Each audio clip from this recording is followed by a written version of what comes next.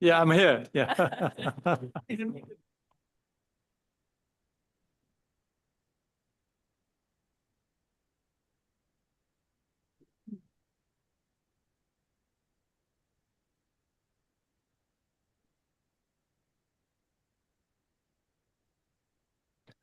Okay, folks, it's 2:30, so I'm calling the August MAC meeting to order.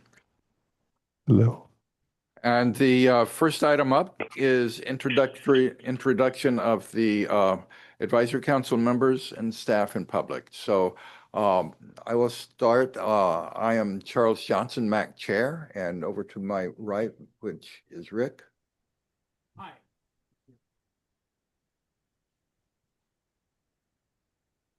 Good afternoon, ladies and gentlemen. My name is Rick Hodgkins. I am a member of the MAC. I have also been a member of Capital People First for about 25 and a half years, a member of Sacramento United People First for almost a year, and have been a member of the CalAIM, California Advancing and Innovating Medi-Cal Managed Long-Term Services and Support Stakeholders Working Group, and also a committee member of the Legislative Committee for the Land Term and Housing Alliance. Rick, many thanks for that. Now on to my left. Jeff Tom, Vice Chair and Representative of ACB Capital Chapter, California Council of the Blind. Frank. Good afternoon, everybody. My name is Frank Trujillo. I'm a member of the River City chapter of the National Federation of the Blind of California. This is Helen O'Connell, Chair of the Training, Communications, and Policy Committee. If you have any suggestions, please contact me. My contact information is available to anyone. Thank you. Okay, and MAC members on Zoom. Good afternoon, everyone. My name is German Aon. I'm a program manager with the Agency on Aging, Area 4. Thank you. Other MAC members on Zoom? Pam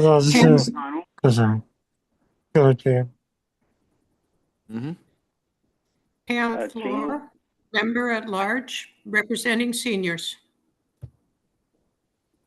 Good afternoon. My name is Melissa Backrack, and I am a member of the TCMP committee. I'm on Zoom today. Hello, this is Joseph Wilson, Cultural Resources, Georgia to the Olympic, because I'm here on Zoom today. Okay, thank you. And this is Gene, Charles, this is Gene Lozano, the chair of the Access and Infrastructure Subcommittee, and I'm representing at large members of the blind and low vision community. Thank you.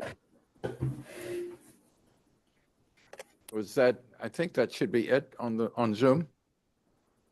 Okay, and staying with Zoom, would SAC-RT staff please introduce themselves, if there are any? Well, I'm on Priscilla Vargas, ADA Compliance Officer and Staff Liaison to the MAC. Thank you, Priscilla. You're welcome. Okay, back in the room, we'll start with staff. I see one right here in a blue in a coat.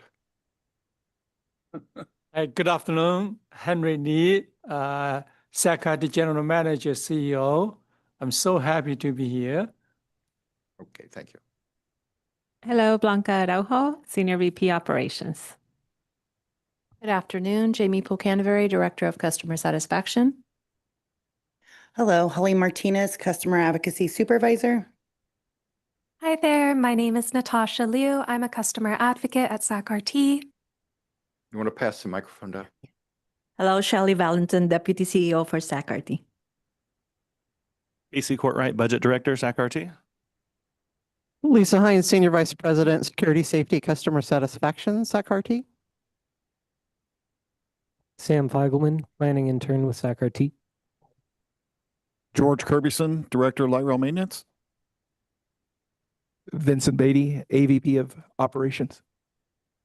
Charity Oakley, Director of Bus Operations. Alberta Deanda, SAC-RT Superintendent. Ryan Griggs, SAC-RT Assistant Operations. Adam Green, Senior Administrative Assistant, SAC-RT.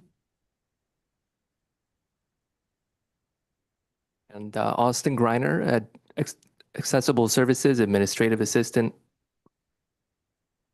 Okay, any other SAC-RT staff?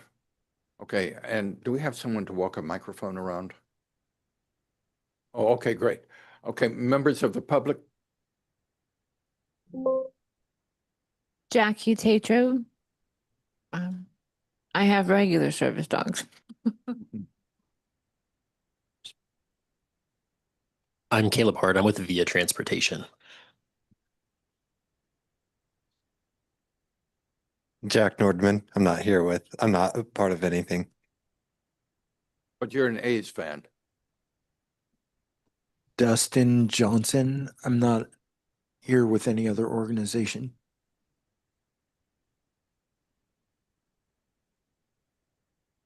Miguel Pena, Customer Advocate.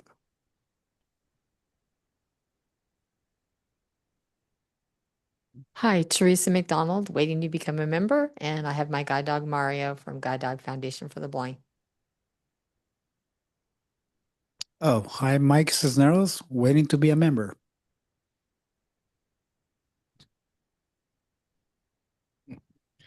Major Mott, Blue Knight Security. Okay, I think that's everybody. Moving on to the approval of the minutes. From MAC members, do I hear any additions or changes to the minutes as submitted? I'm sorry, what? Public members, yeah. No, we've done all the public. No. Yeah, this is Oh, I Jeff. didn't do Just it on wanting Zoom. to. I'm sorry. Thanks, Jeff. Members of the public on Zoom. Goodness gracious. Well, for the third meeting, I've been listening in, but I've been unable to say anything in response. So I'll lower my hand and let you continue on with your meeting. Thank you. Okay, Jeff. Hello, can you hear me? Yes. Yes. Barbara Stanton, Ridership for the Masses. Okay. Any other member of the public on Zoom? Yes, Austin Benavides. Yes, Austin Benavides, part of the NFB and HV, also the River City chapter of California. Okay, thank you. And Leslie? Yep, Leslie Tom, and with American Council of the Blind, California Council of the Blind in Sacramento. Okay, thank you. Any other members of the public on Zoom? Danielle? Yes, hello. I'm Danielle Bourne, Director of Partnerships with Via Transportation. Okay. Any other members of the public on Zoom? Okay, has everyone on Zoom had a chance to introduce themselves? Okay. I think there should be one more from our side, actually. Can somebody unmute Leah Swanson? Oh, okay. Very good. I see a hand up. There we go. Leah Swanson, also with Via Transportation. Oh, okay, great. Thank you. Okay, I think that's everybody now. Now, One more. one more. Oh, I'm Leah, another Leah, Leah/Leah, with Via Transportation as well. okay. And I see Elisa. With the state council, thank you. Okay, thank you. Anybody else? Okay, we have quite a crowd today. This is great. All right, moving on now to approval of the minutes. From MAC members, do I hear any additions or corrections to the minutes as submitted? Hearing none, do I hear a motion to approve the minutes as submitted? So Jane moved. moves for approval. Second, Pam Floor. Okay. Did you get the motion, person? No, the first person that moved to approve. Gene Lozano. Oh, okay. Thank you, Gene. All right, all MAC members that approve, say aye. Aye. Aye. Opposed? And abstaining. Abstain. Okay. Charles? Okay. Yes. Ms. Priscilla, did we acknowledge that Diane Olson's on? Olson? Actually, we did not. Thank you for that. And she has her interpreter, so maybe one of the Yeah, interpreters. and yes, and to the interpreters, if Diane wants to say something, could you actually say it to us, please, verbally? Thank you. Okay, moving on to public comment. These comments are for items not on the agenda. And I will start. Hello? I will start with members of the public in the room. Or is there any member of the public that wants to make a public comment on items not on the agenda? Okay, seeing none. Any members of the public on Zoom who would like to make a comment? Jeff Tartagia? Can you hear me? We can hear you. Okay, well, I'm going to say that what I've noticed lately is beyond the grand jury report, there is a number of other interests going on with public transportation, not of which we all get to cover here in the MAC meeting.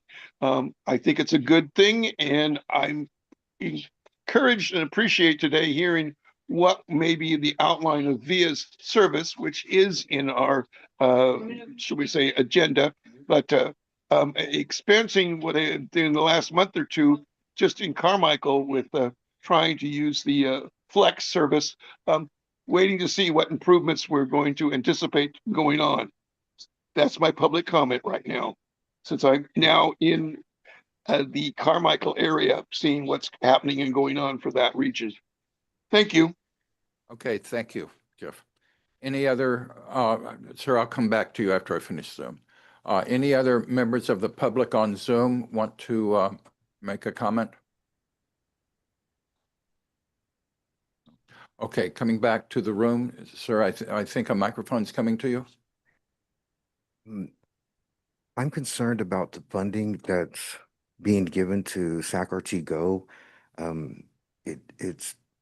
I feel like it's being treated like the, stepchild of the Regional Transit Organization, and it's actually your crown jewel, and it needs to be, funded accordingly.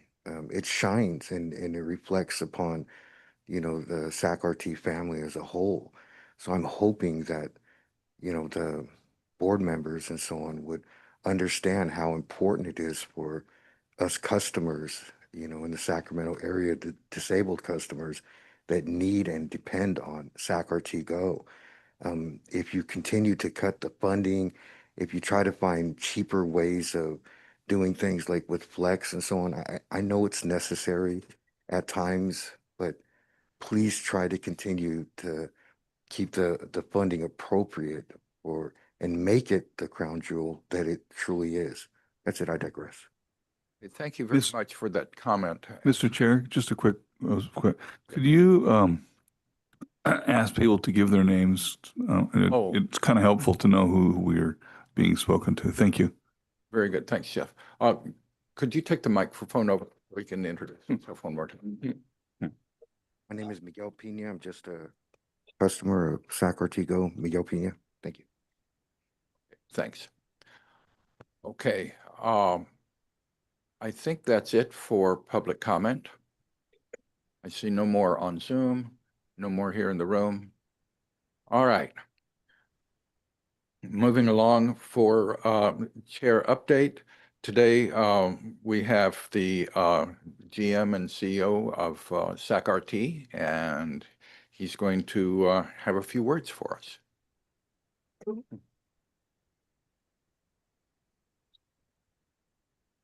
Henry Lee. Hi. Where is it? Okay, good. Next slide, please.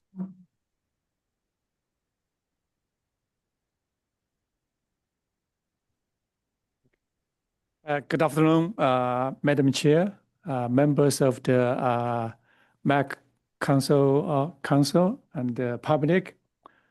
My name is Henry Lee. I'm the General Manager and the CEO of SACRT.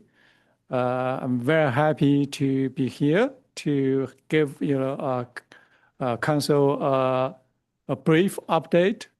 And also, I really would like to take a little bit of time to answer any questions you guys may have. Can you do just one slide? You put two slides together. I cannot see that very clearly.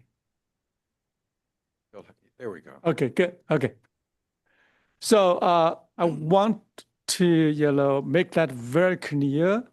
Entire SACRT team, including my board, my entire board, they are all open to listen and work with all of you guys. And the board chair, Bobby St. myself, and the entire and some executive team, we had the pleasure meeting with MAC executive committee members yesterday. Today we get a chance to meet with Rick, and yes. It's really a pleasure to meet the community leaders like you guys regularly, and we would like to continue to have this type of engagements and to have totally open communication and transparency, and also collaboratively solve any problems we are facing. And our partnership between SACRT management and MAC and also SACRT board, this partnership has been truly outstanding, and we have had very robust communication, engagements, and collaborations in the past.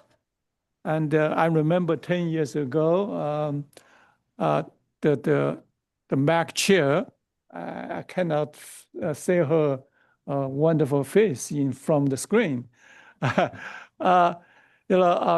She was the one, one of the selection committee, to select me as the head of this agency.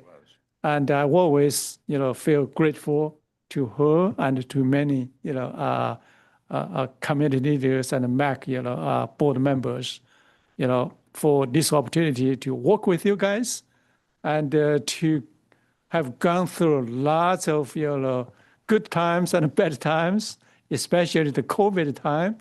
But our partnership, I want to just, say this, there were always, some controversies between the MAC board and the management team in lots of transit agencies. But our partnership has been much better than, our transit industry peers. And that largely because of the wonderful leadership and, from MAC, board, MAC, council, and also, SACRT board, and also lots of, community leaders, advocacy, groups, and individual, citizens who care about this so much. I heard, the gentleman here mentioned about we need to give more funding to SACRT Go, and also, how we can make sure we allocate, more resources and more funding and more, time to the disabled communities or disadvantaged communities, and we always, what I meant is we always, very, value this community. We always, think you guys are extremely important, partners and, the writers in this community are, if not the most, important customers of Sakati. At least you guys are the extremely important customers of this community. So that's, the first I would like to say, we would really want to continue to listen to you carefully and, strategize with you guys thoroughly and working together with you guys effectively to address any concerns we are facing together. So next slide, please.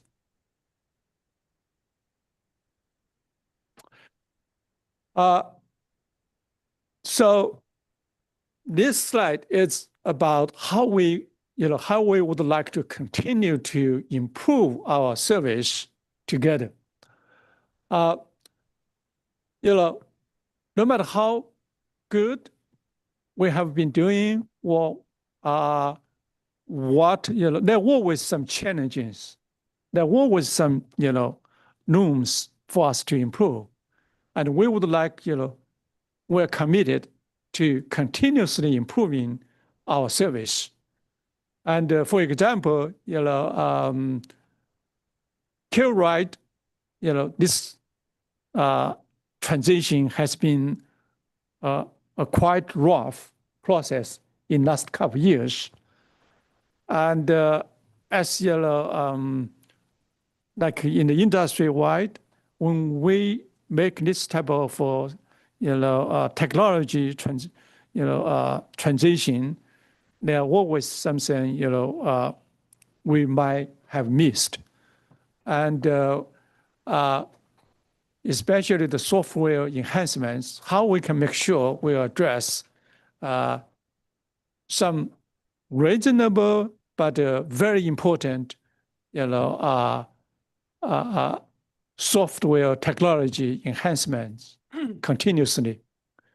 And in the meantime, we have been spent lots of effort to train and coach our dispatchers and service staff to improve our customer service and make sure we can, take our customers' calls, in a timely manner and answer questions thoroughly, effectively, and continue, to monitor our performance, no matter it's on-time performance or, reliability issues, and then, listen to you guys' feedback and continue to, work with everybody to improve. I understand that sometimes, staff may, not, always be able to, address those concerns or perform to the optimal level. But our goal is always try to continuously improve, and to ensure, we can seek daily routine excellency. Next slide.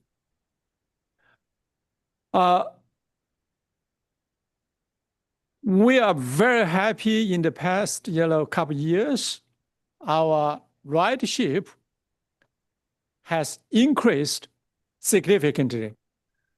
Last fiscal year, our ridership is over 400,000 trips, and has exceeded pre-pandemic levels.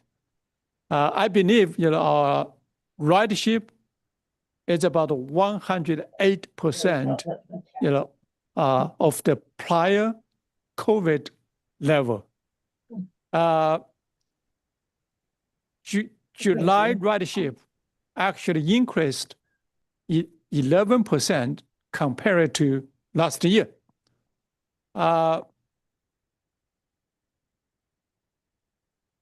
this actually is a very exciting trend. That means we serve more customers, or we provide more rights for our disabled community. And in the meantime, we have to allocate more manpower, equipment, resources to the service. And I don't know if my next slide, has some, financial, information, whatever. But I'm going to just, say here, you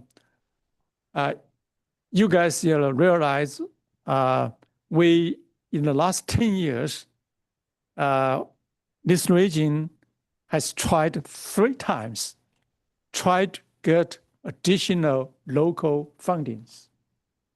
3 times failed from different reasons, due to different reasons. This time, we worked together with a bunch of community leaders, implemented a citizen initiative, which only requires 50% of the vote to pass a funding measure. Unfortunately, the citizen initiative team did not get enough valid signatures. This is extremely disappointed for 2 reasons. First,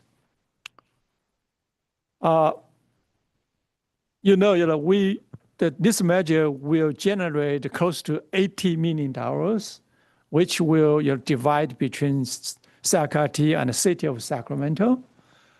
And we worked with lots of community partners, and especially the partners who used to oppose any sales tax measures, including Sacramento Taxpayer Association and other organizations. And virtually in last 9 months, we did not receive any significant opposition. Or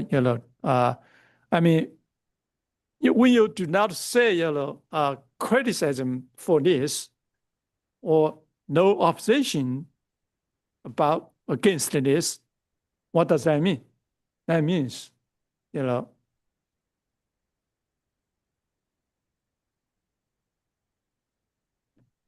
those organizations who used to,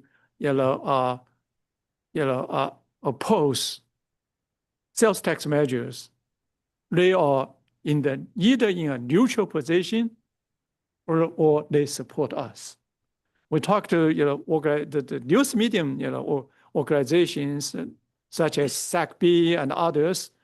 They were very candid to us.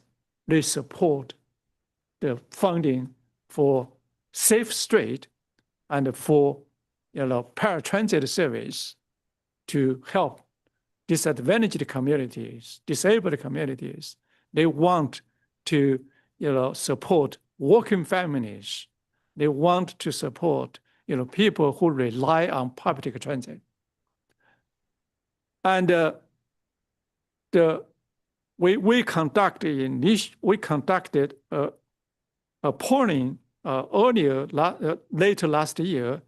The polling results showed 62% of approval rating for this measure.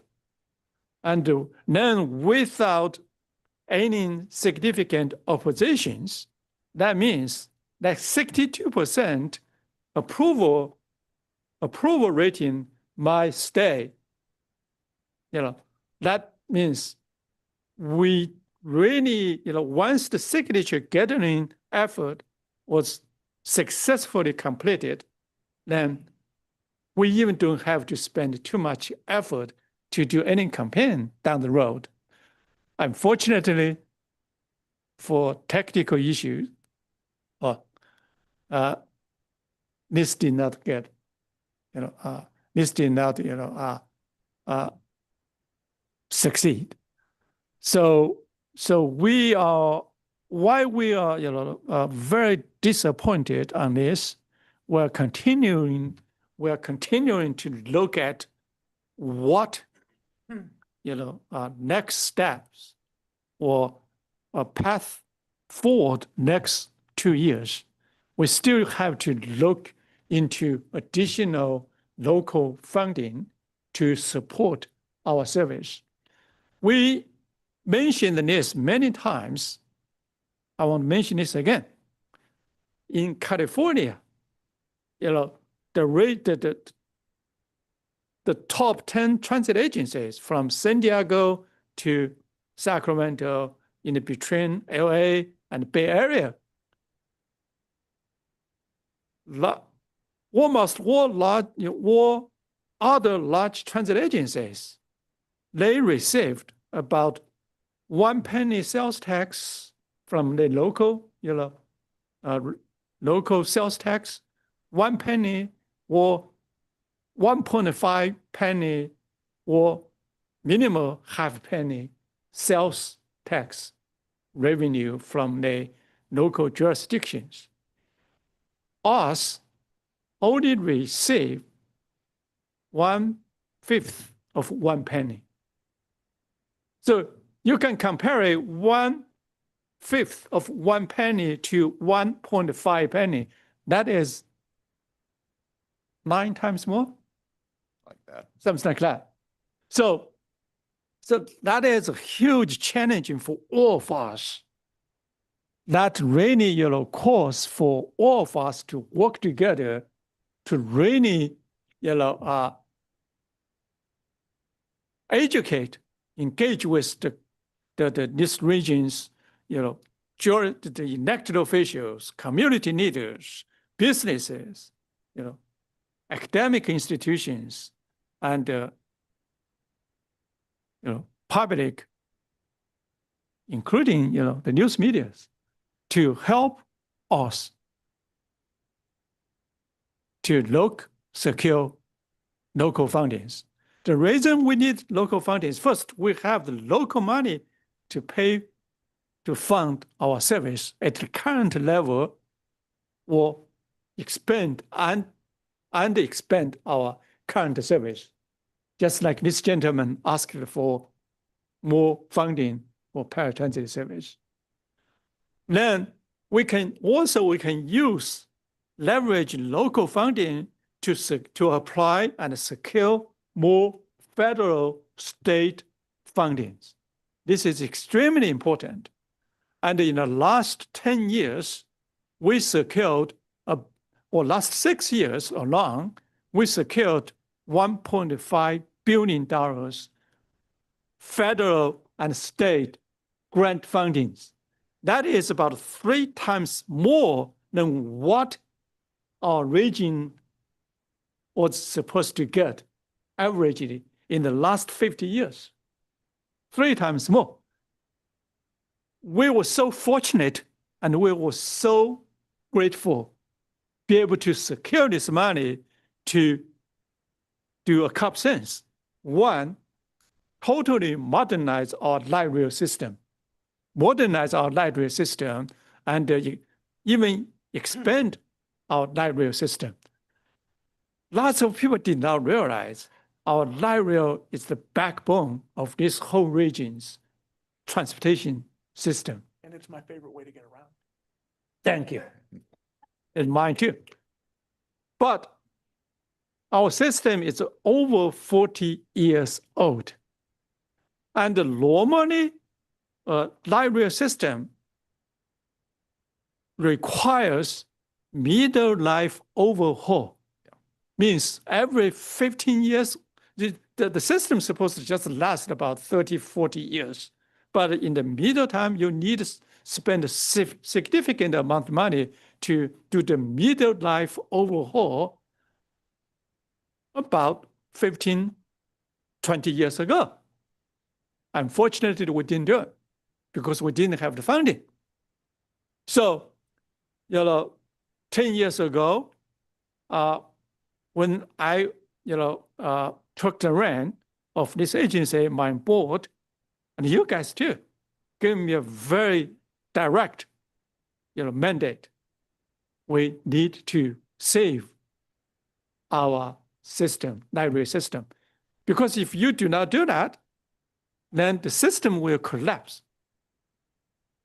And again, we're so grateful we were able to secure close to $1.5 billion and $1 billion directly invest in library system.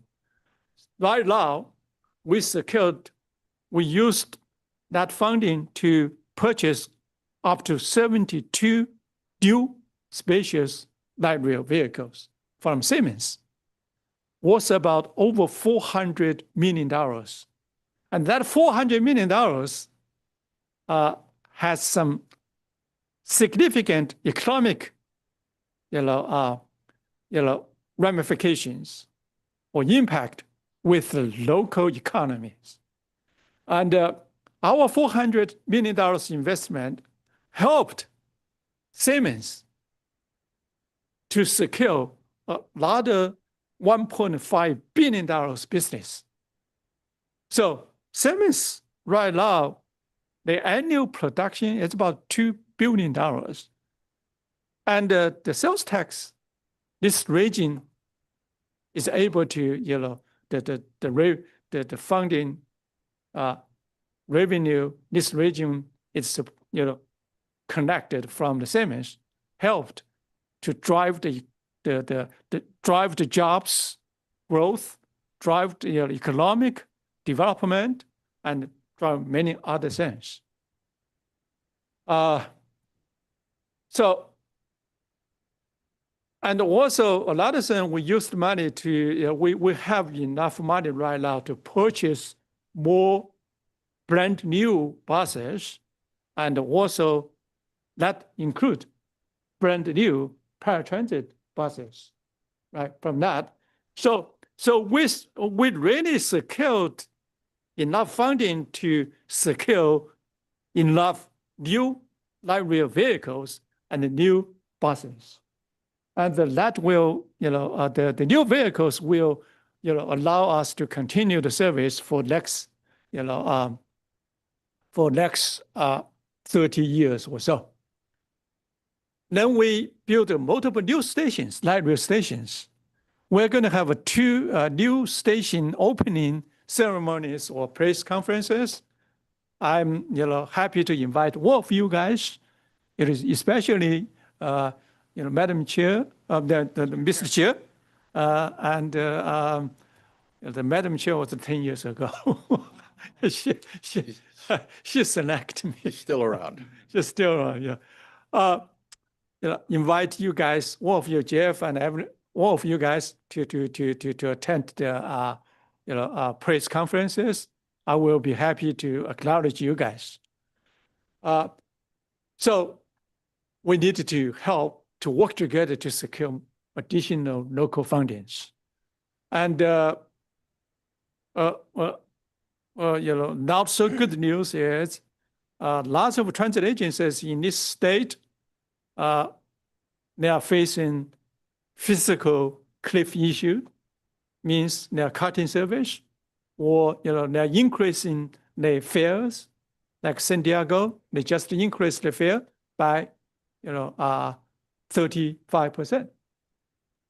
And imagine this: if we're going to increase the fare by 35%, I cannot imagine that will happen, because lots of our customers cannot embrace that type of fare increases. Then Bay Area, Bay Area, they get lots of local money. They get a 1 penny sales tax for themselves, but this year they are facing $600 million funding shortage. What they did, they are very powerful, they are very resourceful, so they get the governor to loan $595 million to help them to bridge the gap, the funding shortage. And when the time comes, we hope, governor will try to bail us out. I don't want that time to come. Okay, so that is a funding piece I just wanted to share a little bit. But overall, Sacramento's paratransit on-time performance last year is about 86.8%. July, this current, this fiscal year is 87.6. However, even though 87% looks very good, industry-wide it's about between 80-85% on-time performance. However, as Mr. Chair mentioned yesterday, the big paratransit buses, Sacramento Go, that big bus in there, the on-time performance only in the middle 70s. We have to increase that significantly.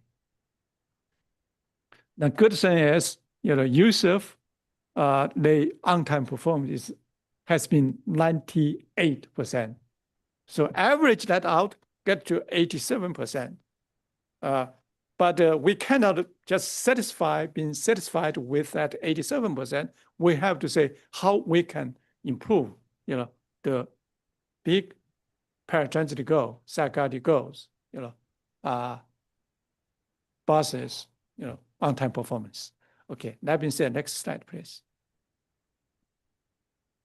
So what we would like to do down the road, again, continue to improve the rider experience.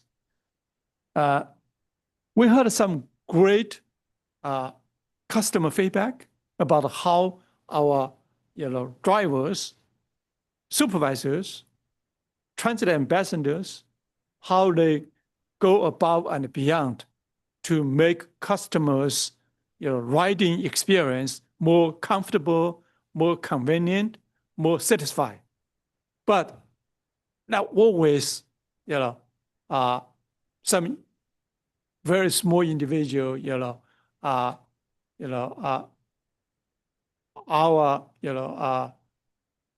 service member may not provide the best possible rider experience.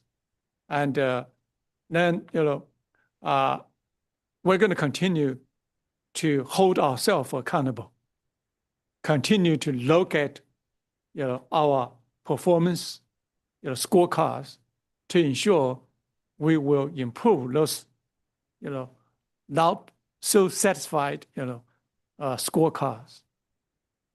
Then certainly we would like to continue to work with MAC on any future initiatives. I mean, certainly there are lots of innovative technologies on horizon. We want to continue to evaluate technology enhancements, how to use those or take over implement those new technology initiatives. We actually did some. We implement lots of those type of new initiatives, innovative stuff, or innovations. For example, we are using the AI drones to monitor our library system, infrastructures, facilities, and use those drones. We instantly, be able to get the information about, are there any safety hazard? Are there any, potential, infrastructure, issues? And then we can immediately send our maintenance people, safety security team to address those issues. The key is to prevent any bad things from happening. And we use the AI buses to watch the illegal parkings in our bus stops and also in the bike lanes. And that helped our bus stops to to be more accessible and more than in the mean, so in return to improve our service reliabilities and safeties and customer satisfaction. There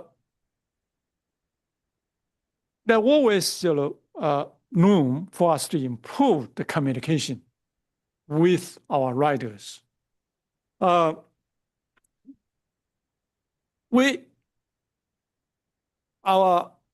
entire team, from marketing, communication to operation to other the entire organizational wide we always try to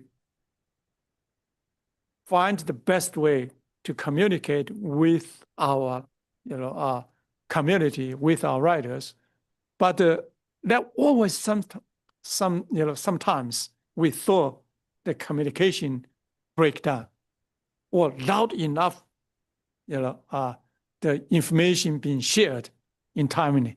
But we always try to, but the good thing is we'll always be able to improve on lots of things. But we're going to continue to work with you. But to be able to reach a truly effective, ongoing, transparent communication, this body, MAC, and our riders play a crucial role on this. When I say play a crucial role on this, means we can hear from you. If we can hear from you in a timely manner, then we will immediately try to improve that. But the accountability is on our side. Yeah, we're not saying we hold you guys accountable. We just say we want you guys to hold us accountable, and you guys are critical, body to hold us accountable. Okay. When we talk about continue to strengthen accessible transportation throughout of the region, and continue to improve our service, continue to expand or enhance our service, continue to build a more accessible, more connected, mobility in this whole region, and that is our goal. That is, really, we're thankful for you guys for your, partnership, leadership, in the past, collaboration, and we are looking for a continued partnership, advocacy, and commitment to improve the mobility throughout our entire region together. With that, thank you. All right. Well, my goodness, thank you so much for such a good and thorough summary of what's going on, certainly of some of the big problems. And that's terrific. Now, we have a substantial agenda after this, and so I am going to open it up to questions, but I would like this questioning period to finish at about 3:35. So that's about the time I'll cut it off. So I will start with questions for Henry with MAC members in the room. Do I see any members? Rick, go ahead. And keep your question short if you can. I will try. Thank you, Mr. Chair. Thank you, Henry, for this great presentation. I know you've made a very similar presentation during your GM report back at the board meeting which took place here on July 27th. And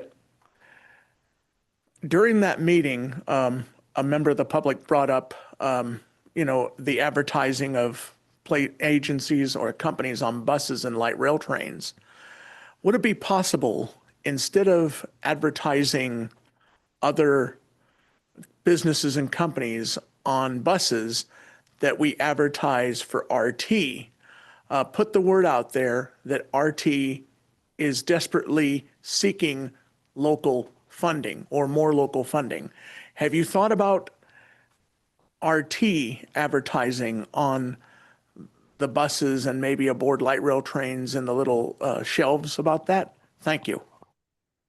We definitely would like to think about that. And we did not really think specifically, to put the SAC-RT ad there, but we might, I think we'll find a way to put something in our buses and light rail. I believe that that's the best way I can think of. Thank you. Charles, Okay, yes, Helen? very quickly. I am very proud that SAC-RT is very proficient at getting infrastructure money. The only area that I think is very difficult for RT to get funding for is the operational expenses, like salaries and benefits. I think the benefits packages throughout the organization should be at least comparable to one another. If one part of RT underneath the executive board gets pensions, then everybody else that works on the same level should be getting pensions. If there is a way that you guys could think of that would provide more operational expenses, I will go out of my way to spread the word. But I need facts, figures, and all that kind of stuff to get people to realize that it's the operational expenses pot that all the money comes out of to pay people's salaries so that we can have more than 125 drivers on RT Go when there's only 80 of those actually working due to other issues. So I'm on board. I just need to know the information so that I can help. Thank you, Helen. We have, analyzing this type of situation a lot. Yes, it's very difficult to get operational money for, from different sources because those sources virtually kind of grant the capital money. So for all the transit agencies to secure enough operational funding virtually through the local sales tax or income tax, like in Oregon, they charge like 1% of income tax. But we would love to share with you guys is about some data and some documents. In terms of the compensation, I just want to say this: we have been building some truly wonderful partnerships with different unions. And our labor department, every year, they made some analysis on the peer comparison in terms of compensations. The data shows we are actually pay much more competitive compensations for our unions. But after adjusting the cost of living in different regions, like between Sacramento and Bay Area, after adjusting the, this type of, cost of living factors, we actually pay, Sherry, are you here? You left? Yeah. Last time the data showed we pay close to 20% better. I mean, after adjusting the cost of living, 20% better. So that's why we always try to seek a win-win resolution with different units. Harry, you mentioned this multiple times, how we can make sure everybody get the same pay, whatever, same whatever, the pension, because the different times our state pension system structure changed multiple times. Every time then when they made changes, then the benefit will be a little bit less than previous employees received.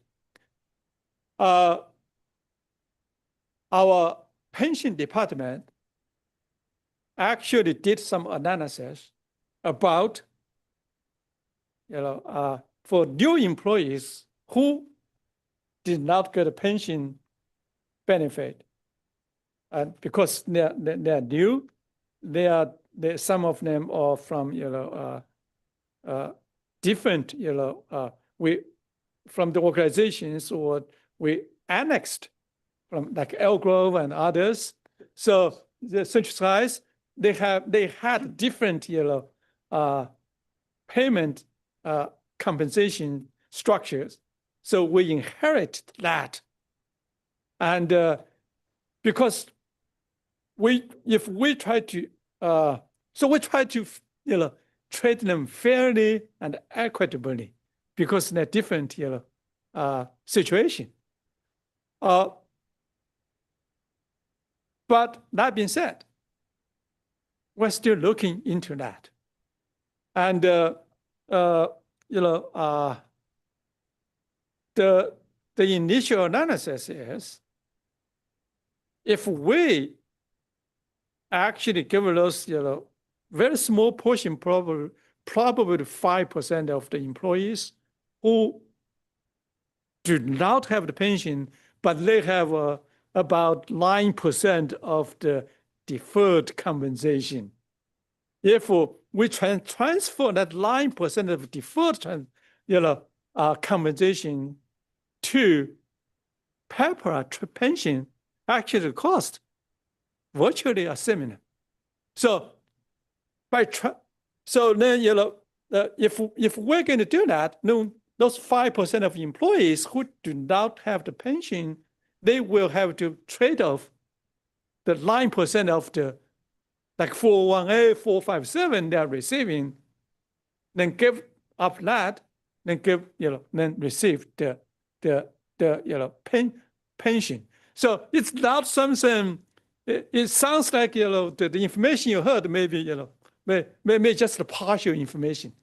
They may not tell you, hey, I probably prefer this 9% of the deferred compensation because I can control this money, and the benefit may be even better than PEPRA, than the pension. So I remember Mr. Chairman said 3:35 is the deadline, so I don't want to stop here. All right. Do I have any questions from MAC members on Zoom?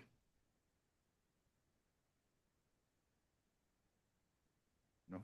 All right. Are there any questions from the members of the public on Zoom? No. Okay. Any questions from members of the public in the room here? Yes, sir. Microphone is coming to you. I want to concur with the pension. It was going to be my comment. She made it. I also wanted to concur with the advertisement, I was going to make that statement also. I just find that ironic. If it, what is the percentage that is okay? How many signatures did we need in order for it to get on there? That's my first question, and I, I really didn't. I don't see how they couldn't achieve the signatures that was required. I'm sure we could get those signatures. I know a tax, you know, a half cent, quarter cent. I know all those things are important. I mean, they're for the future. Once we can get that locked in, that would truly help regional transit.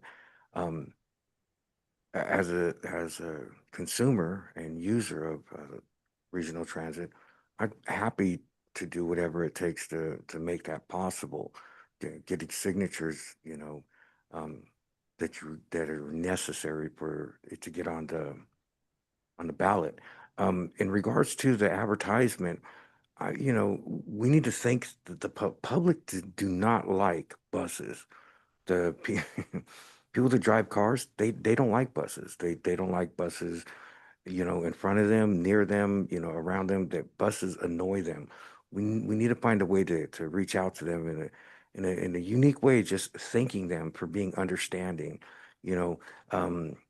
Utilize some of the public, you know, the people that use the transportation for that advertisement on the wraps that we wrap the buses with, you know, thanking the public for making it possible for my son to go to school, thanking the public for making it possible for, you know, me to go grocery shopping, you know, for us to be able to go to church, for us to be able to, you know, go to doctor's appointments. You know, if we could flip the advertising around instead of asking for stuff, you know, thank them and ask them that, you know, we desperately need your continued support, you know, but we're so grateful for your understanding, you know, and we appreciate, you know, you tolerating our buses being in your way, you know, something that might make them laugh, you know, like there was that busing. Anyways, I digress. Thank you very much. That is really brilliant idea to, you know, to promote, you know, how buses or public transit helped, you know, some specific, you know, group of citizens. For example, our bus ridership, students from, you know, K to 12th grade account for 25%. Normally, students' ridership in the transit industry accounts for about like 5%. We got 25%. The reason for that is we are the only large transit agency in the country to provide free service for them, ride free for them. And we receive on daily basis from the, you know, parents, from the PTA organizations, parent, you know, teacher associations. They are so grateful for us to provide free service for students to go to schools. And not just go to schools. They can ride our, you know, light rail, you know, to opportunities, employments, and activities, you know, or just for fun. 25%. We have been working with some, you know, high school, you know, PTAs to looking for a way how to, you know, even allocate more fundings for the school buses.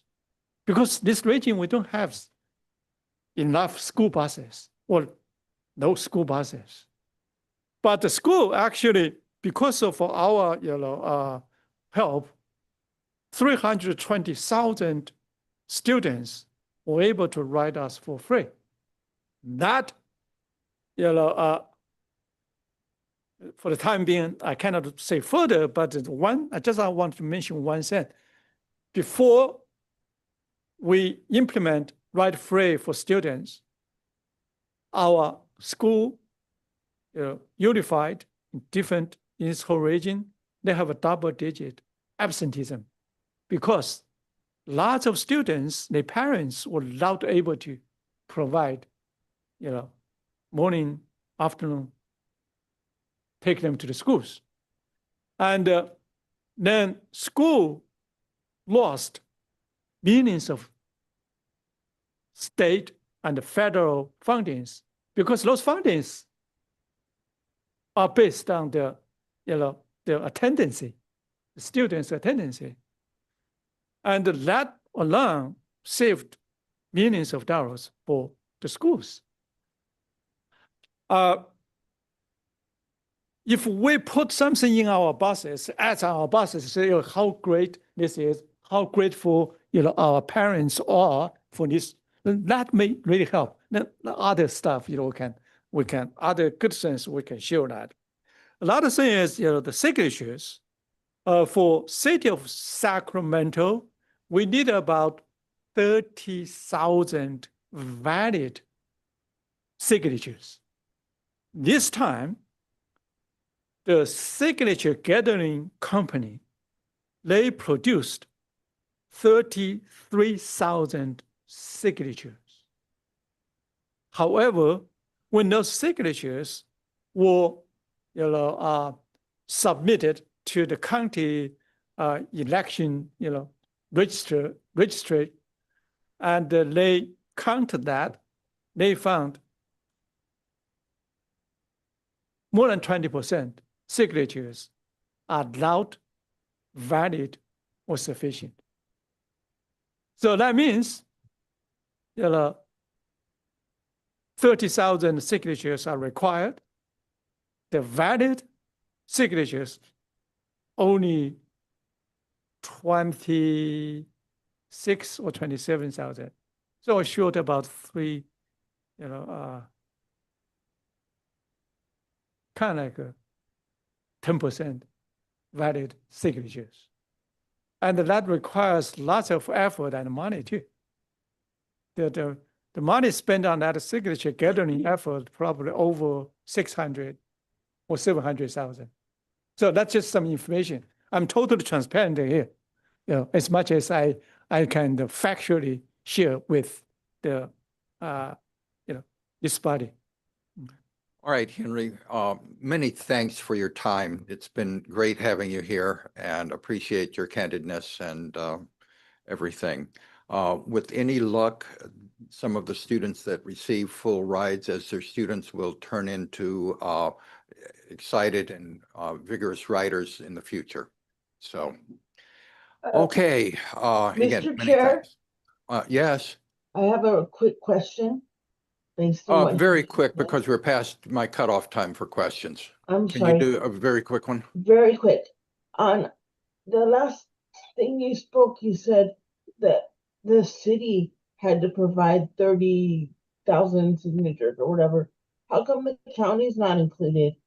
The county, your buses serve both city and county. Yeah, my understanding, Melissa, is that you're wondering why it's not countywide and just citywide?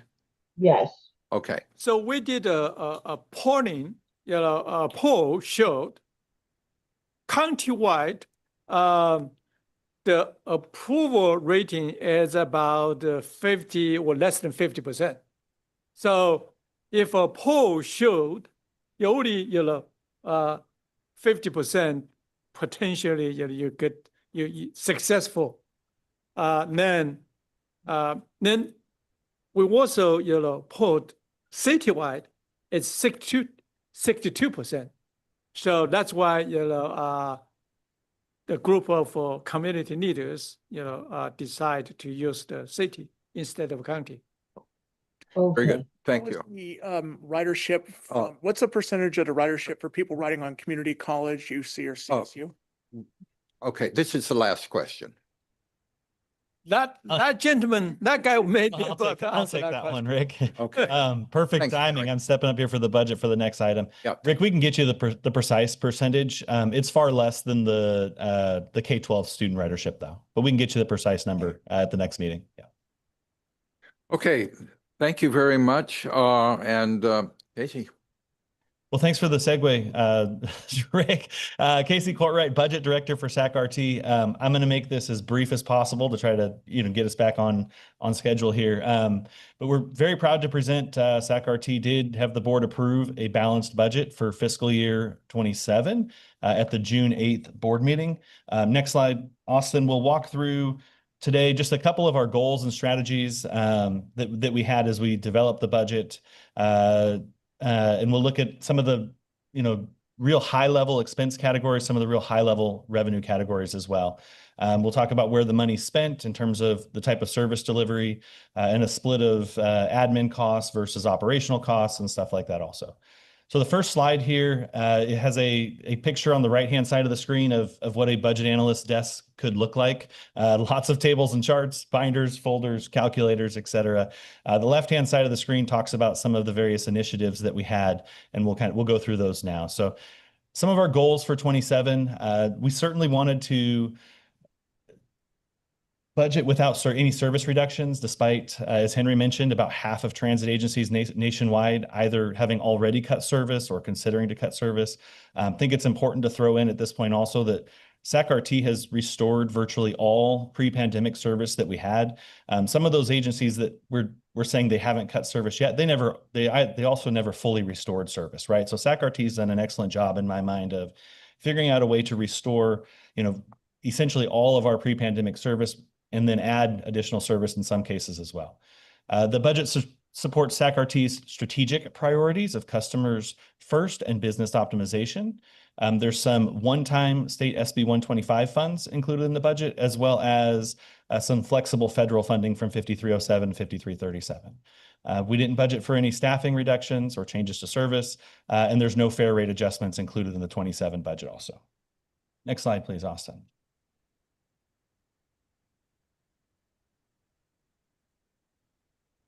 The next slide here has a series of texts on it. Henry covered a lot of this already, so we'll kind of skip through this one, but this is talking about specifically some of the challenges across the nation that many transit agencies are facing.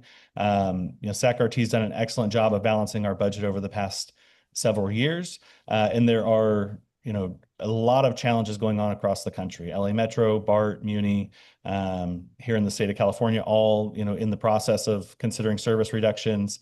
CTA, DART, Pennsylvania, some others, the rising costs, declining fare revenues, all threatening service levels across the country as well. Next slide, please, Adam.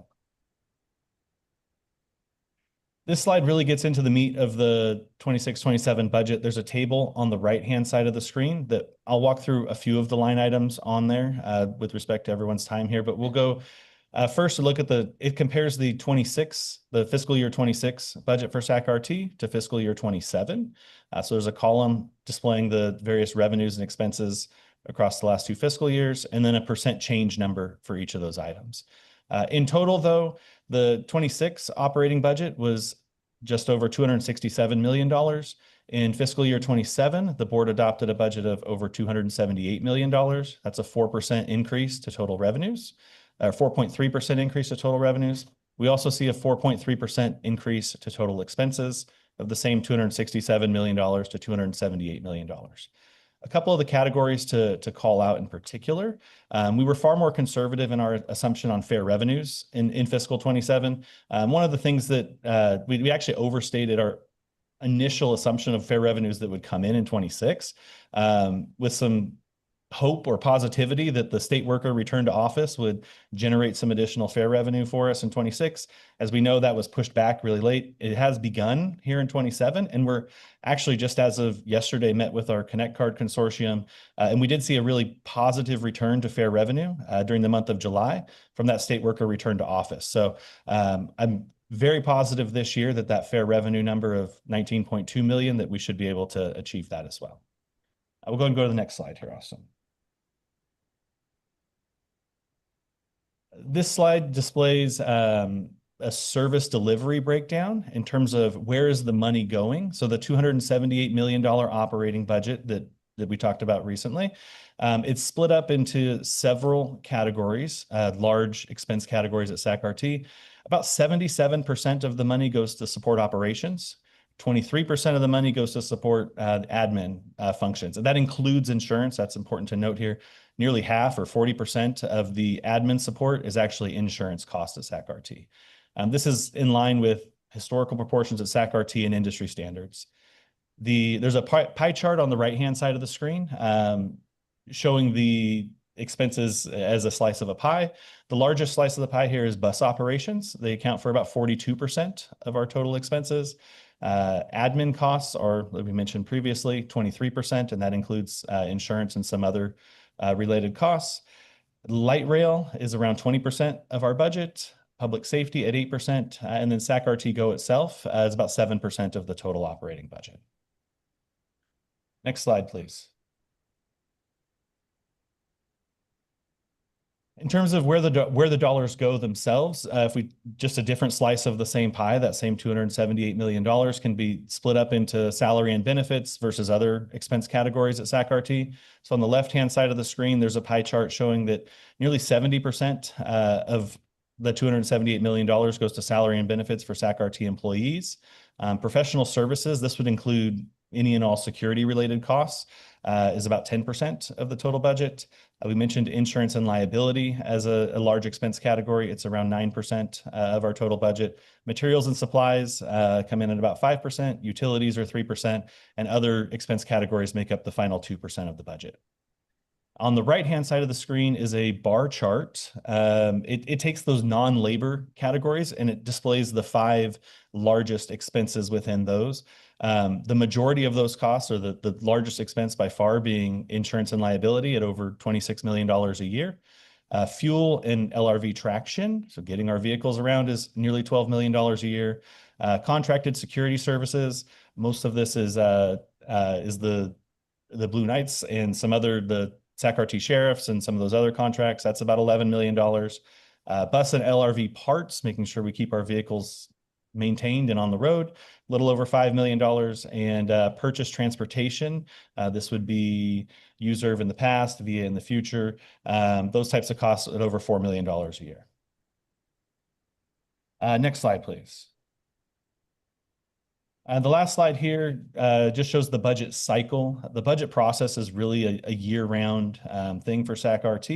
We have a small but mighty team who develops the budget internally, and we have an annual cycle or process that we kind of go through. So on the right-hand side of the screen here is a visual chart that's kind of a flow chart style chart that shows each of the various months throughout the year and the portions of the budget that we're working on. So right now we're in the time period we're kind of in response and feedback to the prior year's budget. So we're beginning to look at process improvements, receive feedback from various groups like the MAC and others on the process from the prior year. We'll move shortly here into setting, budget priorities and strategies for next year. That it typically happens sometime early in the fall. During the winter months, it gets dark outside, so we bury our heads in our computers and we start doing the budget development itself. So that will include things like really getting into the nitty-gritty of how much revenue do we anticipate coming in the future year and upcoming years. Where can we really dig in and find ways to save money and stuff like that. We get into the spring, and that's where the public starts to really see the budget itself. At that point, by the time we get to March, April, May, June, we've developed the budget internally and are beginning to present it to the board. Typically, end of March or early April is the first time that the budget will be presented to the public. There's a 60-day public review that begins then, and by early June, usually the first board meeting in June, we're hoping to get the budget adopted and approved by the board. So with that, would love to take any questions that you guys have. All right, Casey. So in interest of time, I want to limit MAC members to only one very short question. Jeff. Can you, if you can do it, compare the 26 and 27 budgets for SAC-RT Go, and would that include hopefully it would include the supplemental services totals? Yes, I don't have the number directly in front of me here, Jeff. We can certainly pull that for you. I can tell you that the costs related to SAC-RT Go services, they slightly outpace the budget in general. And the reason for that is, as Henry shared earlier, the ridership on SAC-RT Go has been growing at a faster rate than some of our other services. And so with that being an on-demand service, the more service we provide, the more costs are associated with it. So it has been growing at a slightly higher rate than some of the others, but we can certainly come back with an exact number for you. That would be great. Just maybe you can send it out to have it sent out to the MAC. Absolutely. Any other questions from MAC members in the room? Okay, any questions for Casey from MAC members on Zoom? Gene? Charles, can you hear me? Yeah, we can hear you. Casey, can you give us an approximate idea as to a time that you or staff can come back to the MAC when you're starting to the very beginning of developing the budget to get feedback from us, or input, I should say, as to what things we'd like to be considered added to the budget? And I think then that would help us with trying to see about access down the road, if we can at least provide something to you.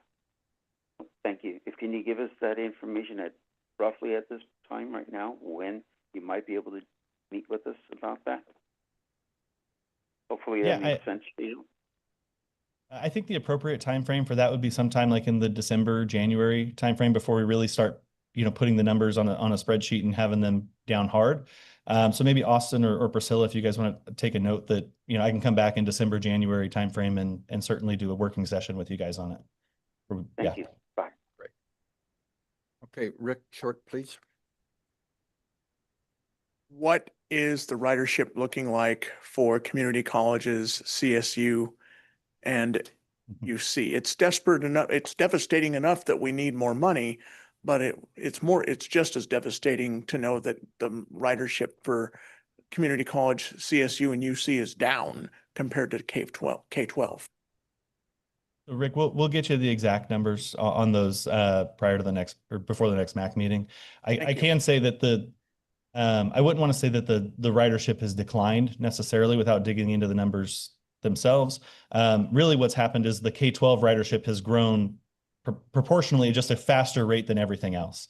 Henry mentioned it was 5, 6, 7% of total ridership about 8 or 9 years ago. It's now 25% of total ridership. That program has just taken off. Not that others have declined necessarily, but we can get you the exact numbers on those. All right, Casey, any other questions from MAC members on Zoom? Check that out again. All right, in interest of time, I'm going to have to cut this off here. So thanks, Casey, very much. Look forward to seeing you in about 4 or 5 months. Thank you. Okay. Okay, the downtown streetcar project update has been withdrawn from today's agenda. We'll move on to the supplemental services transition update from Blanca. And Charity.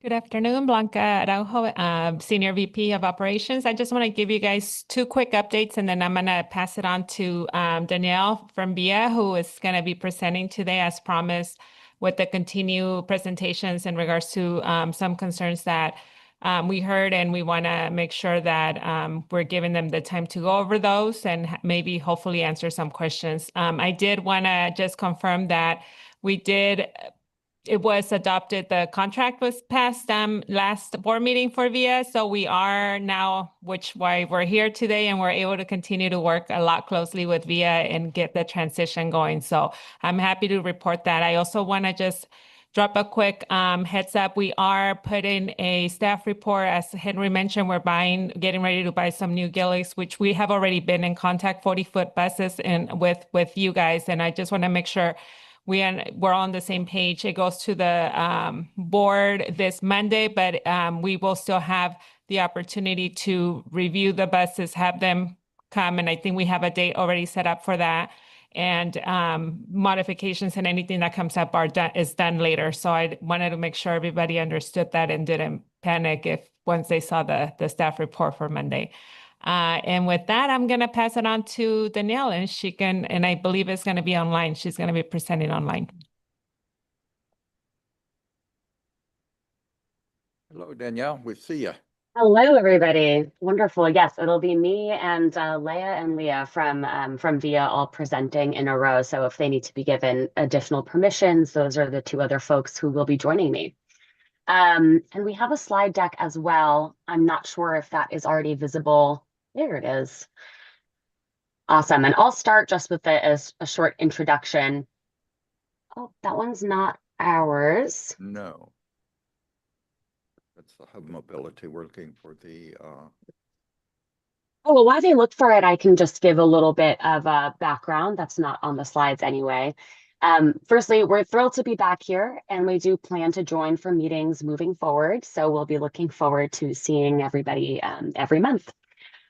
Ahead of VIA running operations, as Blanca just shared, our plan is to present on a specific topic each meeting and do more of a deep dive so that there's an opportunity to get a little bit deeper with these specific topics and ask questions. Today, we're planning on discussing drivers. So we're going to cover driver recruitment, screening, and onboarding, including how VIA evaluates communication skills, English proficiency, patience, and the ability to work with seniors and people with disabilities. And then we'll also cover driver training.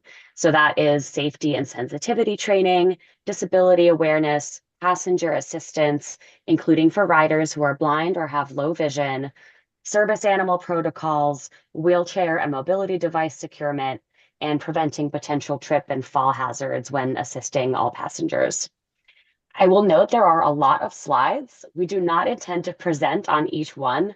Our intention is just to talk through how the driver recruitment and screening process works, explain how the training works, and then to instill some confidence in you all that the training is adequately holistic and representative of the community's needs. We'll show the training slides grouped by topic, but we'll only read a few of them that really highlight, what that topic is. So when we get to wheelchair securement, we're not going to train your entire room using the 10 slides we have about that. We'll just show you that we have a lot of content that helps us do this with our onboarded drivers. So again, just know that they are a partial representation. Speaking of Yeah. slide content, I'm not sure that we have your slides. Okay. Well, we are happy to present them if that is something we can do within the Zoom. Otherwise, I'm not sure if Charity would forward that on to Austin. How would you all prefer? I think I can actually share. Well, okay. If you can get it to Austin quickly, that would be fine. If not, we will make I'll get it different to arrangements. Austin. I think I can There we do go. that. You got it? Okay. Oh, It good. looks like we've got it. Oh, excellent. I see something that looks like VIA slides. Thank you for everybody's quick action. Perfect. Okay, that's us. So you see myself, Leah and Leah, who already introduced themselves, and Caleb, who is in the room with you all, who also has a lot of experience in this area and can help in the question portion when we get to that. So I'll pass it along to Leah to take it away. Thank you very much. Thank you, Danielle. If we move on to the next slide, I'm sorry, I can't, slide 3. We wanted to start by giving you an overview of our driver acquisition process. So you understand the types of profiles we filter for, and then the investment that we make once we have, once the driver has successfully gone through the various acquisition steps, on the onboarding phase and then the training phase as well. So to dive into the driver acquisition, we pride ourselves in really having an extensive screening, selection, and then onboarding process before we allow any drivers to drive for SAC-RT-GO. And we will be selective throughout the process. We expect some drivers who, will not make it through the process, and that is by design. Step 1 is an online application for drivers. Following the online application, we screen or we conduct MVR and criminal background checks. And these, I will note, the criteria that we use here exceed contractual and regulatory requirements. We specifically have a longer look back period than required for moving and major violations. We then go through pre-engagement, both drug and alcohol protocols. And for drivers that have cleared both the MVR, the criminal background check, and drug and alcohol, we will start the onboarding process, which consists of in-person interactions. And we'll get into this in the next slide, but in which we evaluate in particular English language proficiency, which is quite important for a service like this one. And we go through extensive training, which we'll get into in quite a bit of depth before a driver can actually be checked off and effectively qualified to start driving for the SAC-RT Go service. So if we move on to the next slide, as part of the driver screening process, we take a look at driver history and criminal check and before a driver joins, as I mentioned, and we refresh these checks on an annual basis. So if a driver has anything that has happened within the year that they're driving with us, that will get caught through our annual refresh. And I will note that we have very tight monitoring of all drivers on our platform. We use video camera and footage to evaluate driver safety, how empathetic drivers are, among other dimensions. So even throughout the time that a driver is driving SAC-RT Go, we will have very close eyes on how a given driver is doing. As mentioned previously, we go through FTA compliant and mandatory drug and alcohol testing. We require drivers to be at least 25 years old. And it's not noted here, but we also require at least 3 years of driving history. We require outstanding customer service skills. I think we try to screen for individuals who have been caregivers previously and demonstrate significant empathy towards riders. And then finally, we expect all of our drivers to be fully proficient in English, and that is something that we test throughout the in-person interactions that we have with our drivers. If we move forward with the next slide, thank you, whoever is moving forward with the slides.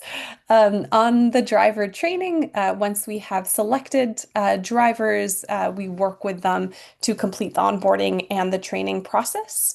We do one-on-one onboarding with individuals in which we give them extensive overview what this service in particular entails, so they understand the ins and outs and the requirements of paratransit service.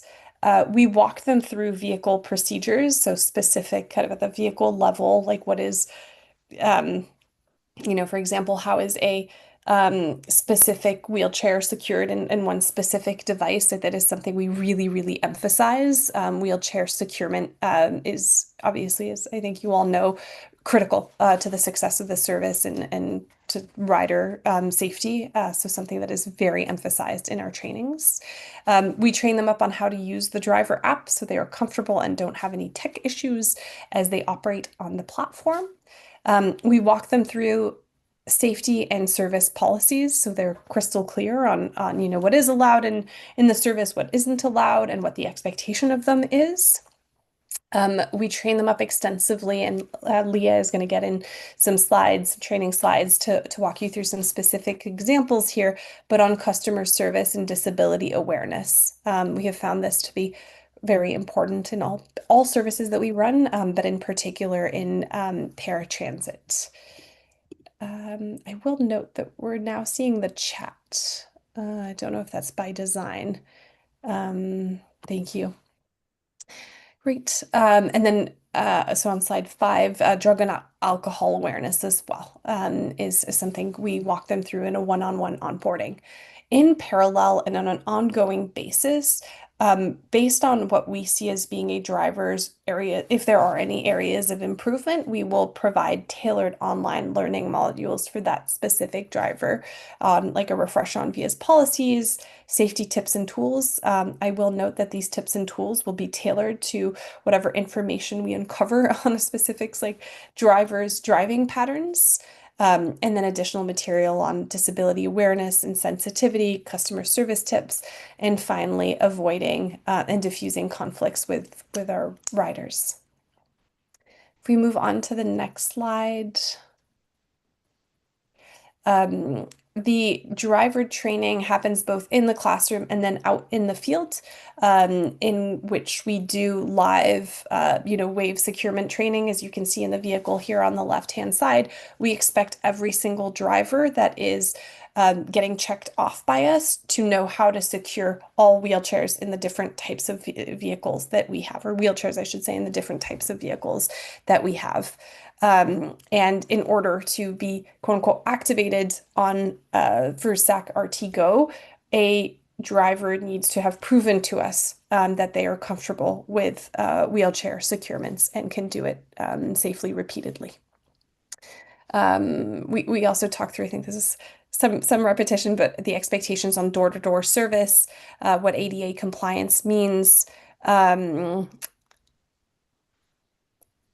Yeah, I think the other items we've already covered, so I think we can move forward to the next slide before I hand it off to Leah to actually walk you through some of the training slides that we go over to give you a bit more of a feel for our driver training. And then on an ongoing basis, I've spent some time talking about our driver acquisition, the funnel, how we narrow down drivers that we want to work with. I talked about at a high level, the driver training, and we'll get into more specifics. And then once a driver actually is activated, is checked off, starts driving, that, it doesn't end there. We have a tight ongoing management of driver safety and performance.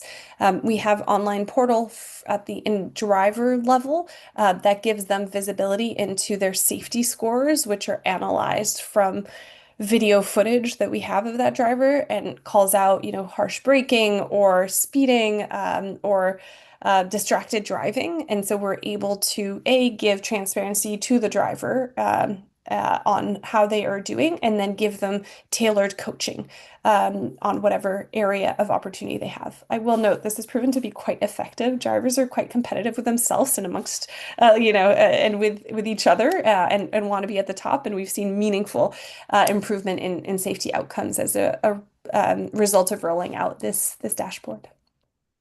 And then we do have we'll have in-person safety meetings on a monthly basis as well with the drivers that we will expect them all to attend, in which we will share, service updates, best practices, anything, we need to be doing retrospectives on from a safety perspective. From a wave certification standpoint, we will be recertifying drivers on an annual basis. So really ensuring that they continuously have, meet our standard of wheelchair securement, and then the safety portal I have spoken of. So hopefully this gives you a bird's eye view, and I will now hand it off to Leah, who is one of our paratransit operations managers, who can walk you through some specific examples of the driver training material that we go through. So if Thank we can you, move Leah. If we can go forward. If we can go one more. So with that, our certification program for SAC-RT Go really is designed to ensure that our drivers feel confident in delivering the service that prioritizes needs and safety of our passengers with disabilities. We make sure that they understand need to know information, confirm their understanding, and then, as Leah had said, provide regular updates to ensure that their knowledge stays current. If you can go to the next slide, please. This is the full certification program for our paratransit. So again, that education portion of general knowledge and understanding, making sure we have appropriate communication and customer service techniques for our riders, practical skill development. And then, as Leah had mentioned, our check off, if you will, so that evaluation of knowledge check, demonstration, and practice and evaluation. And then we have that certification to ensure that they are ready to be out on the road to support our riders effectively. And then there's that continuous ongoing learnings. So different in-person trainings, as Leah had said, the WAVE recertification annually, and then ongoing workshops and refreshers as well. And if you can go to the next slide, please. And then one more. So again, we provided, sorry, one more too. This is a lot of slides in regards to our trainings for paratransit. And I will be going through them briefly, but also want to ensure that we highlight some of our key parts here. If you could go to the next slide, if you don't mind, please. So with that, with paratransit, our expectations for door-to-door is ensuring that it's door-to-door every ride, every time. So making sure we're announcing our arrivals, meeting the rider at that first exterior door, and then assisting the rider. We utilize the wall technique. So watch, ask, listen, and learn, so we can assist those riders how they need to be assisted. And then once we get to their destination, inform the passenger rider of arrival and making sure that we're fulfilling that door-to-door service. If you go to the next slide, please. And again, just expectations of door-to-door. So greeting our rider, introducing ourselves.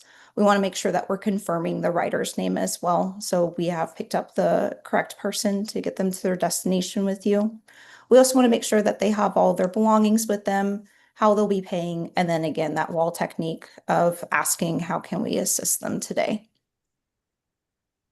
You can go to the next slide, please.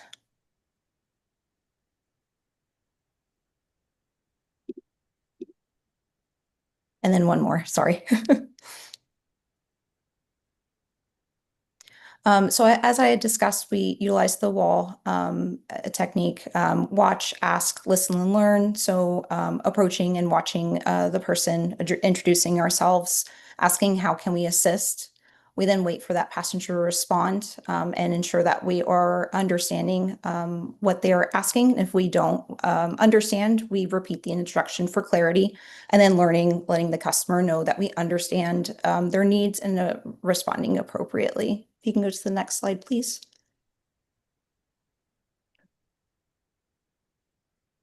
With our platform expectation, oh, one more, sorry. With our effective communication techniques, we want to make sure that we are effectively communicating passengers with disabilities. So when we offer assistance, we wait for that individual to respond. We do not want to make assumptions and make sure we understand the individual's wishes. We speak directly to the person with disabilities. So if somebody has a CPA or an interpreter with them, that we're speaking to the rider themselves. And then again, if we don't understand someone, we want to make sure that we're asking those clarifying questions to help us understand and best support that rider. If you can go to the next slide, please. And then we do focus on different disabilities with how to communicate. So this one specifically is riders using wheelchairs or other mobility devices. We make sure that we offer assistance to a person who uses any form of mobility device. And we also ensure that training involves that we don't touch anyone or their mobility device without their consent, because that is an extension of that person. You can go to the next slide, please. Again, this is these are all of our detailed slides in breaking down how we can best support our riders with different disabilities. So this one in particular is deaf or hard of hearing. So being able to provide that appropriate assistance to someone who is deaf or hard of hearing. And if you can go to the next slide, please. And then this one, it goes through riders who are blind or who have low vision. So we utilize the wall technique through a majority of our trainings. So the watch, ask, listen, and learn, making sure that we're speaking to the person who is blind or low vision, making sure that we're identifying ourselves, asking how to best help, and if not how, and asking them to please take their elbow or how to guide to the vehicle. And then again, listening and learning, respecting what the rider has asked and learn how they would like to be helped. If you can go to the next slide, please. We also provide some tips as well with assistance with someone with low vision or blind assistance. So asking the rider to grasp your arm to indicate to be guided to the vehicle, letting them know that we are either stepping up or stepping down whenever there are steps or curbs, walking at a normal pace that's comfortable for the rider, standing alongside and slightly ahead, and then alerting that person of any changes if there's any uneven surfaces or nearby obstructions. You can go to the next slide, please. And then just continuing, not going to go through all full details of every slide. So we do have a breakdown of communicating with riders with speaking difficulties. You can go to the next slide, please. Also speaking with riders who have developmental, intellectual, or psychological disabilities. Here as well, we make sure that we are using our wall technique. So watch, ask, listen, and learn, saying hello, using short sentences as our regular tone of voice, asking how we can assist and be understanding of this person's, and then never making sure that we're respecting what the rider says and learn how they would like to be helped. We also make sure that our drivers understand we're not medical professionals to determine whether riders are capable to travel or not. If they know they're in destination, we're happy to give them a ride. You can go to the next slide, please. These next couple of slides go through our details of what a service animal is. So very thorough trainings on what a service animal is, how is this different between an emotional support or comfort animal, and then how they're always allowed to be on board. You can go to the next slide, please.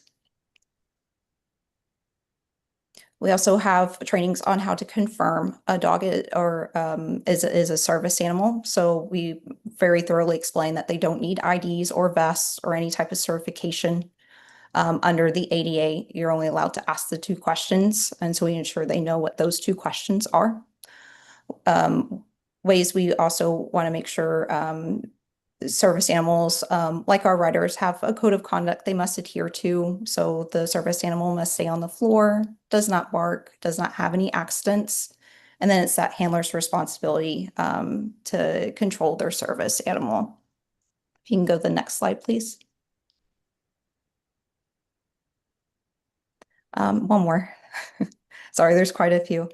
So this is the section where Leah had mentioned that we go through all of the different types of wheelchairs and mobility devices to ensure that our drivers can properly secure someone in a wheelchair or secure their mobility device once they've gotten to the vehicle. So we do train on standard wheelchair, also how to secure a power chair and a 3-wheeled scooter as well. If you can go to the next slide, please. We also go through all of the different equipments and features of a standard wheelchair. You can go to the next slide, please. Along with a power chair, sorry, excuse me. Next slide, please. And then along with the 3-wheeled scooter to ensure that we provide proper securements for these different mobility devices. If you can go to the next slide. And then again, we reinforce wall already just between these few slides that we did pull from our training materials. I believe it's already been mentioned almost in a majority of these slides. If you can go to the next one, please. We also want to make sure that we are driving the vehicles appropriately too when we're boarding and alighting riders with mobility devices. So we do practice behind the wheel training to be mindful of where the driver is parking at. So ensuring the location will be safe for several minutes and allows the rider room to board. We also do our best to park near a ramp accessible entrance. So it can be done whenever it is possible. But we also want to make sure that we're maintaining appropriate distance from curbs if there is not a ramp available. And then also terrain, making sure that it's a level ground for our riders too. If you can go to the next slide, please. We also ensure our drivers communicate through the entire boarding process. We want to make sure the rider is prepared for any movement, letting them know when you're going to start moving in a vehicle. And then we also speak with the riders as well as we are completing those securements for a wheelchair or other mobility device that our riders may be in. If you can go to the next slide, please. And then this is where we get to, we're not here to train everybody on wheelchair training today, but we do ensure that our drivers know how to be confident and smooth in our movements when guiding a wheelchair. If you can go to the next slide, please. And then also securements. So we go through the different mobility devices and how they need to be properly secured to ensure that our rider's safety whenever the vehicle is moving. And if you can go to the next slide, please. And then whenever securing and transporting our riders, safety is our priority. So we make sure we're doing it the right way, the same way every time. Again, as Leah had said, that we provide continuous education through trainings, and then also that wheelchair securement certification every year annually. If you can go to the next slide, please. This is just another detailed slide of how we make sure that if it's a 4-point securement, how we are securing those 4 points to the floor. If you can go to the next slide, please.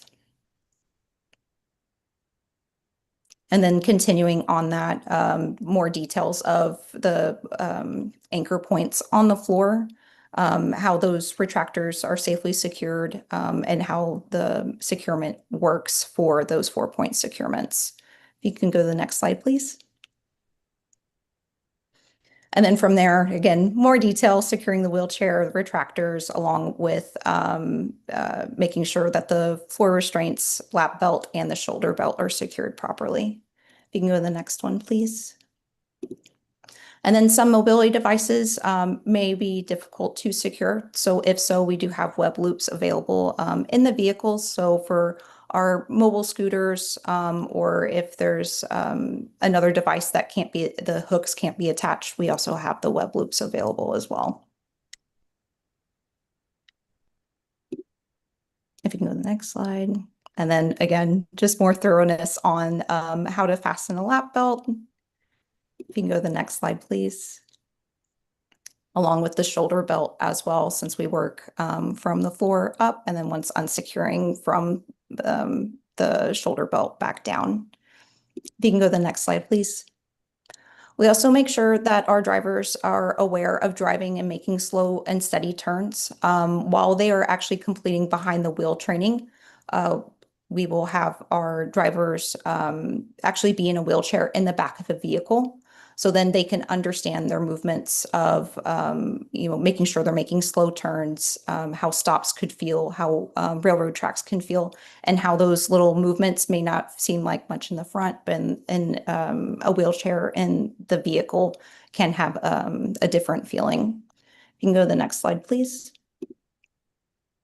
Again, safety is our priority here. So there's a large percentage of severe injuries sustained by riders using wheelchairs, typically during non-collision events such as sudden braking, sharp turning.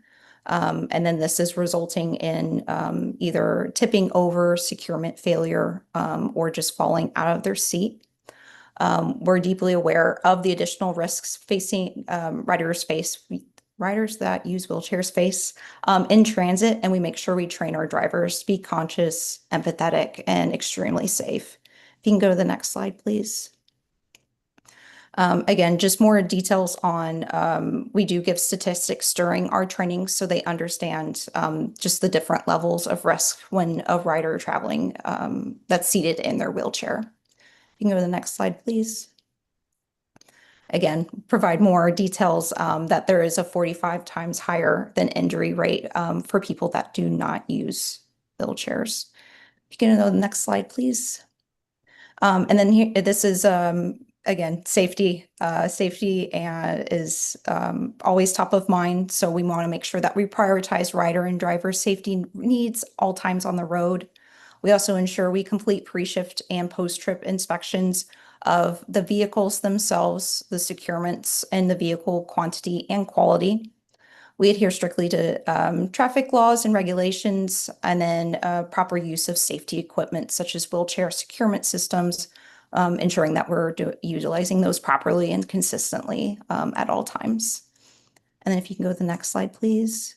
And then overall with our services, we all have the same goal. So making sure we're providing safe transportation for riders with disabilities, maintaining reliability. So making sure we're on schedule and routing, arriving on time and consistently.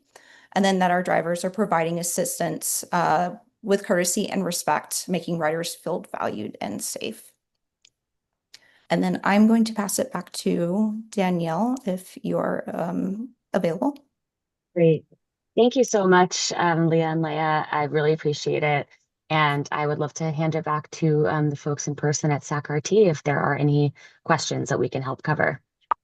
Okay, are there any members of MAC in the room that have a question? Okay, Helen, we're almost out of time, so let's.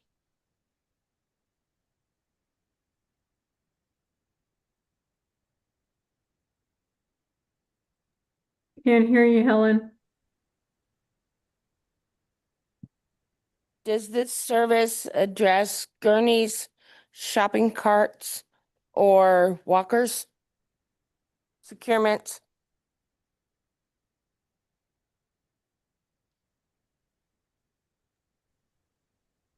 Oh, we've got a mic coming. We have a mic coming to you.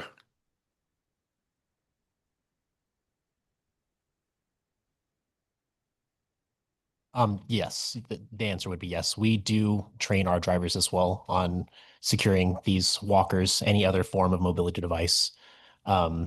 Essentially, yeah, any form of mobility device that you could find or would have, we have training for it for our drivers. Okay, thank you.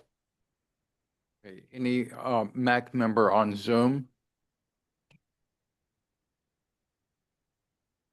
Oh, I'm sorry, I'll get back to you, Rick.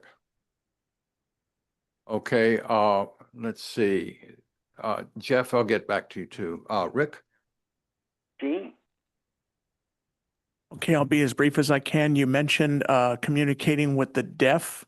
I know people with autism and cerebral palsy who are mute, they usually communicate using a speech synthesized device and or an iPad that has both audio and visual capabilities. Are your drivers taught sign language? And it's fine and dandy that we have a code of conduct for passengers and their service dogs, but are the drivers trained not to touch the service dogs? And even though accidents of passengers are rare, are drivers taught that some passengers might have an accident, not because they're lazy or want to do it on purpose, but it could be because of a medical condition and unforeseen circumstances? Those are my concerns. Thank you. To be candid, I am not 100% sure if drivers are taught sign language. I don't believe that's one of our regulations. I can chime in here. Unfortunately, no, that is not something that our drivers are taught as part of their training. I think that would require pretty significant investment. How do they communicate with the those who are deaf then? I think it would be similar to how we do with paratransit. So there's other forms that you can use, writing something down method, or this was sign language, right? So writing something down in order to communicate with the writer. Yeah, another example here we have is the training like how to get the attention of a hearing impaired rider, wave your hand or gently tap the person if that didn't work, establish eye contact, speak clearly, face the person, don't cover your mouth, and then switch to visual note taking if necessary. And then again, if there is an interpreter, direct your attention to the person with a disability, not the interpreter. So that is how our drivers are trained, similar to the existing SAC-RT paratransit. Now, what if the person is deaf and blind? That's also a concern of mine. Thank you.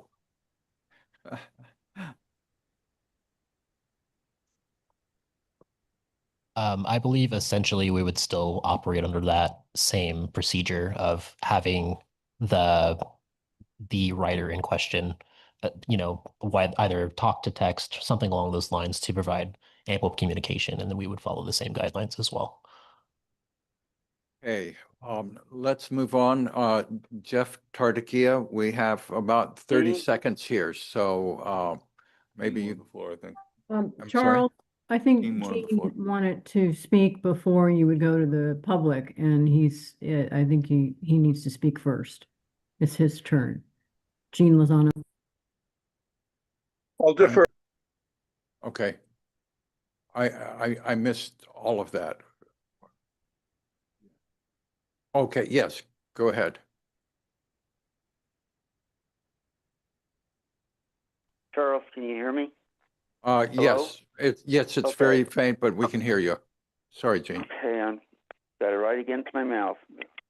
Okay, one, I have not heard of if you have a group of people that have disabilities to be participating in the training so they can actually tell drivers and what their needs are, not to specifically just their own, but those who they represent, and they can be available to answer the questions. It's something to get it from the actual end user that's experienced it. The other thing is, there have been issues in the past, more on fixed routes, that anchor points on some of the wheelchairs where the drivers have been trained and insisted on putting the connection, those anchor points, and the person has said,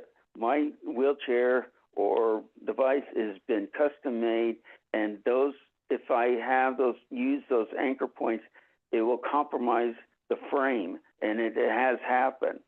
Okay, do you give the person an opportunity to, in service, that the drivers will listen to them when they say that there's an issue about where the anchor points are that might not fit into your standard training? And I guess the last thing is when you start getting your drivers some training out in the field, you need to go to Sac State and work with Sac State people, because when I was employed there, we set up specific stops for paratransit vehicles or the supplementary services to go to those places to pick up the people.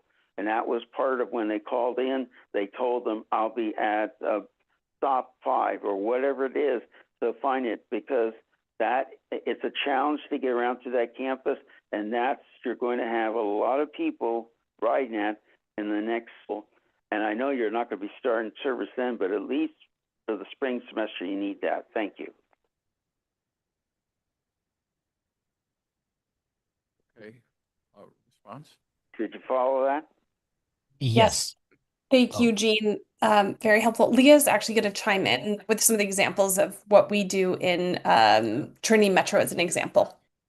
Yeah, you had mentioned, partnering with some of these centers, or where we're dropping off groups of people with some of our services, specifically with one here in Fort Worth.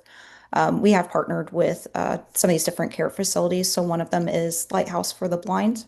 And during our very thorough trainings, we do invite them to the office for training for about 2 hours, so they can discuss different difficulties they may have, how to assist, and really just open it to an open forum of open communication to how to best support these riders with low vision or blindness. Okay. So there's Gene, not a team is that good enough? Well, I think we're going to have to discuss that a little further on that. because I still Okay. have questions. Thank you. Well, they'll be back next month, so we can defer that. All right, folks, we are over time, and so I need to call this meeting to an end. Do I hear a motion from a MAC member to adjourn the meeting? I call member to adjourn. Okay, Second, and Gene. do I hear a second? Gene. Maybe there's second. been a second. Okay, all right, the MAC meeting is concluded, and we'll see everybody back here. I think it's September 17th for the September meeting. Take care, and thanks everybody for showing up. Bye-bye.